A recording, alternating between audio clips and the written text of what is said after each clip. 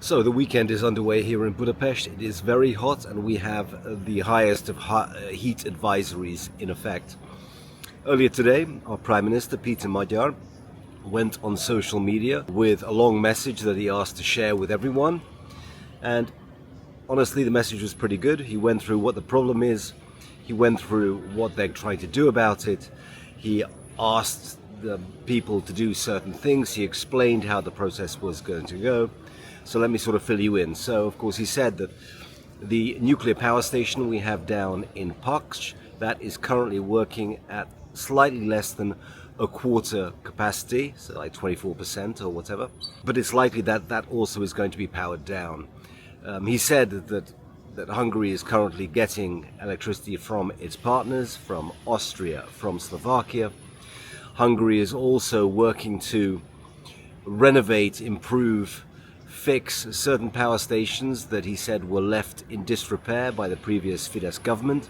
So he said that parts have been ordered for these power stations and they will come online tomorrow, on Sunday. He also said that the lighting on public buildings is going to be turned off. He said that companies have been asked to voluntarily reduce their electricity usage. He said if they continue to do so, and he said that they've noticed that they already have, then everything is good. But if they don't comply voluntarily, then they are going to be forced to do so by the government, and at the same time they will be paying a hefty fine. And then he went on to say that the citizens and everyone in Budapest and other cities, they will have their electricity affected last. So he said that the previous Fidesz government, it would have been the other way around. The blackouts would have come to the population first and would have affected business last. And they have effectively flipped the script on that, and they are doing it in reverse. But he made it clear that things are very serious.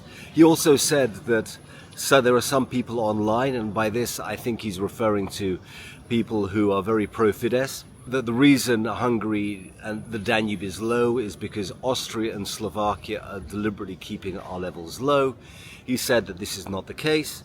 He said that it's low because of the weather and because of all the surrounding tributaries that flow into the Danube that have also been very low.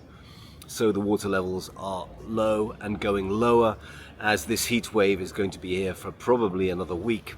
And he also asked people who have electric vehicles to not charge their cars.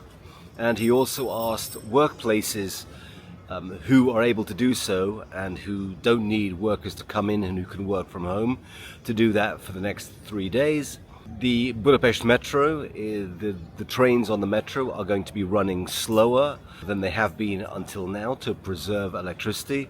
And also when it comes to commercial freight trains, they won't be allowed to use the railways during the peak period, which is from 5 to 10 in the evening. Of course, he did all this, and he couldn't resist taking a jibe at the previous 16 years. He spent probably about a minute talking about how the situation is so bad because the Fidesz government before did not do what was needed to keep the energy supply secure. What is interesting is that he did mention solar power. So you might not know, but Hungary has many solar panels dotted around the country, many of which are on private houses, private properties. And currently, at least if I got it right from our Prime Minister, these are not connected to the Hungarian grid. And he said that he will make efforts to ensure, obviously this is later on down the road, that there will be a more efficient system. So if you have solar panels on your farm or wherever else, and you're only using a certain amount of it, you can pump the remaining wattage back onto the grid. So all in all, honestly, a very good message by him. A reassuring message, I think, for the population. I'm sure it will be also played on the news stations, the media stations, as well as, of course, being pushed around online. So I think it will get to most people. I'm still sort of expecting there to be electricity blackouts next week. But as far as I can tell, these will come in 3-hour spans. Tonight, meanwhile, though, I'm going to take a wander around Budapest and see exactly how the street lighting situation looks, specifically on the bridges, and of course checking out if the Buda Castle, maybe even the Parliament, is lit up. It would be sad if they're not, but I understand why they won't be. Otherwise, there have been changes in our foreign policy, specifically to do with diplomacy.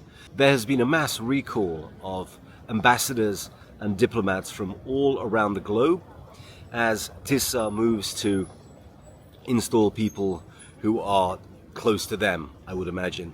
I've met quite a few of these diplomats who've been posted around the world, and by quite a few I mean 4, so not that many. But they weren't pro-Fidesz people, they were diplomatic corps people. So they weren't really politically inclined towards Fidesz, I would say, but maybe TISA thinks otherwise. All the diplomats I met were very pro-Hungary. So we will see who get the new gigs.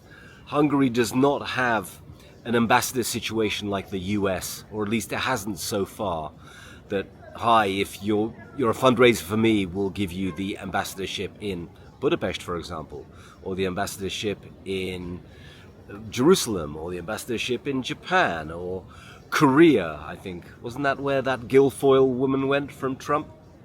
So Hungary hasn't had this culture of super biased political people, at least in the last 5 years, I would say, being installed as ambassadors, and we'll see that if that will change.